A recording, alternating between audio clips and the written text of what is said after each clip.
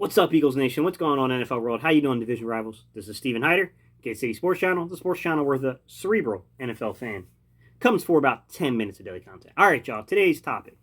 DJAX is cut, guys. It's not a surprise. I told you this was coming, guys. We all knew it. We all kind of had a feeling that you just looked at the contract. There was no way you were going to pay DeSean Jackson $10.6 million, guys. Especially when you knew that cutting him was going to give you a $4.857 million cap savings. When you were almost $50 million over the cap at the time, you were $49 million over the cap at the time this happened. We all knew this was coming. But before we jump too far into today's conversation, guys, I want to stop for a second. I want to thank two people who have supported this channel, and I think they deserve to be shouted out. Aid and Occam's Razum. I really thank you guys for buying me a cup of coffee. It is greatly appreciated. If you guys would like to support this channel, you'd like to buy Gate City a cup of coffee, the link is down below. Once again, guys, Aid, Occam's Razor. It's greatly appreciated, guys. All right, y'all. DJAX. Man, I'm not happy to see DJAX go, guys. Like, I knew it was coming. I knew you had to do this. Like, you just didn't have a choice. We're not close to competing. That's a luxury guy you keep around when you're close to competing for a title. We're not there. But I'll admit, I'm a bit of a DeSean Jackson stan, guys. Like, DJAX is definitely one of my favorite Eagles of all time. The things he did, like the miracle at the Middlelands 2, like, I just remember him bursting onto the scene. It's tough, man. It's tough to see those type of guys kind of come to the end of their careers. Man, I was really hoping for a much happier ending when I saw that the Eagles had brought him back. I was hoping that Super Bowl victory parade with DeSean Jackson, part 2. It didn't happen, guys. It is what it is. What I will say about DJAX is that as a guy who has played wide receiver a little bit, as a guy who has coached wide receiver, the position group, DJAX was one of those guys that, man, you always remember him because of his stature and his size, but what this guy could do off the line of scrimmage, man. Like, his releases, how he could contort and twist and move his body at the top of route stems to gain separation, like, man, he was one of a kind when it came to stuff like that, guys. Like, guy that was barely 170-some pounds, guys, and you would be crazy to try to jam him because this guy was going to beat you off the line, and boy, you were going to be in bad situation and trailing technique trying to catch up to DJAX. Like, I'm always going to miss the exciting plays that he provided us here in Philadelphia, guys, but we knew this was coming. Like, the end of the road was here. We know that more players that we greatly have appreciated, being Philadelphia Eagles over the years, they're going to be gone too. It's all coming. It's all going to be coming down the hill, guys. 2 more players are already going to, it's already going to happen, guys. I can tell you right now that there will be more than likely a June 1st designation to their cut because we've already saved ourselves $20 million of converted base money into per game roster bonuses. That will not be optioned. They will not be accepted by the Eagles. So we're going to get additional savings from these guys than we already got. The next 2 guys are Alshon Jeffrey, Malik Jackson. I told you guys all the way back in early January, those guys were done.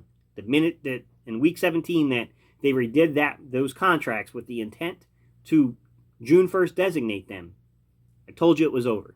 Why June 1st designate these guys after you already renegotiate their contracts for a $20 million, savings? Because you're playing into the whole point of why you created June 1st designation. Instead of having to wait until June 1st to cut guys, right? You can do it early now so those guys can compete in free agency to find new landing spots. And then after June 1st, you'll receive the additional cap savings from them. So we already got to $20 million or so up front in cap savings from these 2 players.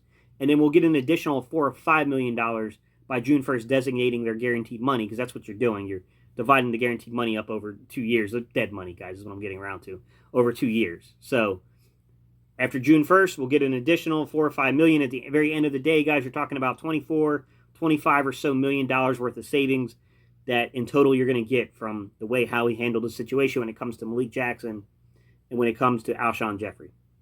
I'm not justifying those contracts and those signings to begin with, but Alshon did lead to a Super Bowl, so it's kind of hard. You know what I mean? Like, the subsequent contract and what happened is always going to be disappointing, but it was a good play in 2017, I can tell you that.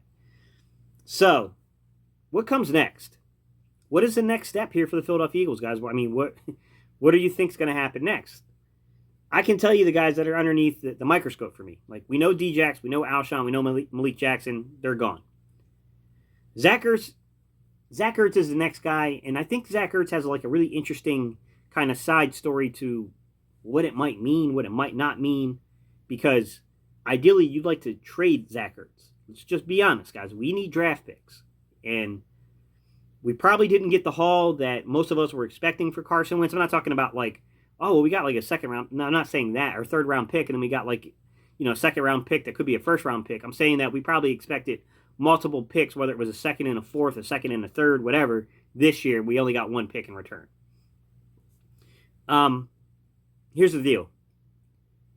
It becomes very difficult to trade Zach Ertz if we do not figure out cap savings. Here's why. The league calendar year comes, right? You have to be cap compliant before you can then follow the paperwork to then trade the player. Hopefully that makes sense, guys. So the clock strikes midnight or noon, whatever, starting the official date, the time for the league calendar year. You have to then become cap compliant. You have to show how you're cap compliant. And then you can follow your paperwork for a guy like Zach Ertz to trade them, a guy like, Carson Wentz to be traded. So I'm expecting to hear that Carson Wentz has restructured, or I'm not restructured, he has renegotiated his contract as part of the stipulation to be traded to the Colts, thus giving the Eagles great cap savings in order to get some of this stuff under control. Because with DeSean Jackson being released now, with what we know of Carson Wentz, we've come down from $49 million to $43,189,000 guys and $668. That's where we are currently over the cap. That moved the needle like, I don't know, guys. It moved the needle about $5 million or so, guys. So I would expect that we're going to hear something more in that, because I don't see how you can trade Carson Wentz or Zach Ertz without Carson Wentz agreeing to restructure the contract, because I just can't see how they're going to get that far down without that happening first. I told you guys when I first made the video to pay attention to guys like Fletcher Cox, pay attention to guys like Carson Wentz. I made a video where I explained to you guys that Carson Wentz's contract is tradable. No matter how we feel about the decision, the contract is completely tradable. We are where we are now, guys. Now it's a matter of what's going to happen with the rest of the money. Past Zach Ertz, guys, he's an obvious one. You can cut him for a $4.7 million savings. You can trade him for a $4.7 million trade, savings. It's just a matter of the compensation you receive back for a guy like Zach Ertz. Who's next? Next guy would be Marquise Goodwin to me. $4.281 million is what his current contract is. There is no guaranteed money on that. You can cut this guy for a $4.281 million savings. You could also renegotiate it. You can bring him down to a league minimum salary of $1 million, save yourself $3 million, have a veteran in the room. There's multiple options here, guys. It's not only one option, but something's going to happen with Marquise Goodwin. Either renegotiation of the contract or he's going to get cut. I'm going to tell you straightforward. That's the next guy. Past Zach Ertz. Derrick Barnett's the next guy as well. Same kind of situation. There's no guaranteed money on his contract, guys. I mean, I'm just being truthful with you. It's $10.051, so $10,051,000 is what his base salary is. None of that is guaranteed. If you cut this young man, you save yourself $10 million. If you trade this young man, you save yourself $10 million. But once again, you run into the same issue as Zach Ertz, which is you must be cap compliant before the paperwork is accepted by the league office to trade guys like Carson Wentz, Zach Ertz, or Derrick Barnett. Hopefully this stuff is making sense, guys. So another option that can happen with Derrick Barnett is that they say, look, we already had to move Jannard Avery to linebacker, so we're already lacking depth along the D-line. We go to Derrick Barnett, we tell him, like, look, man, either you're getting cut, you're getting traded, or you're going to have to renegotiate this, man. We're not paying you $10 million. He renegotiates his contract to a substantial savings for the Eagles, and then they save themselves, $5 to $6 to $7 million here off of this contract, and then they move forward that way. That can very much happen too. Those are what you have to look out for, guys. Past that, the other things that come are going to really be things like, okay, can you trade a guy for cap savings? You got to look at a guy like Brandon Brooks who can be traded for cap savings. Ideally, the Eagles would like to keep Brandon Brooks, guys, right? You can look at guys that might convert some of their base salary into per-game roster bonuses, giving the Eagles an initial savings here on the contract. Guys like that I would look out for. Is they may ask Fletcher Cox to do that for a second year in a row because, His savings only really saved you for the 2020 season. It didn't save you anything for 2021. They may revisit that. Brandon Graham, I can tell you right now, will not be here without restructuring his contract, guys. They're not going to pay him $17 million. That one is a definite going to happen. He will restructure. Lane Johnson is a difficult one because his prorated bonus is nearly as much as his base salary of $9 million, but you could convert some of that $9 million. That is absolutely true. Javon Hargraves, Darius Slay both have $12 million, base salaries. If they want to be here enough, they might convert $3 or $4 million each into per game roster bonuses and bring that base salary down, giving the Eagles cap savings. Past that, guys, it's the Kelseys, it's the Isaac Suomalus. They're not really going to save you that much, but you could ask them to do the same exact thing. That's where we stand, guys. All right, y'all. I appreciate y'all for tuning in. If you have questions, you can leave them down below, guys. This is what's going to happen, guys. There's going to be a lot more videos on this stuff coming up, guys, because we know we're coming up on that date. I think it's like March 17th, I want to say, guys. The day of the deadline's coming, and we have a lot to get compliant with, and we're starting to see the wheels turn when it comes to that. All right, so that's it, guys. All right, y'all. I appreciate y'all tuning in. Don't forget, if you want to support the channel, you can buy me a cup of coffee. You can like, comment, and subscribe. And you can just keep tuning in, guys, because all of that stuff helps. And I appreciate y'all's time and attention.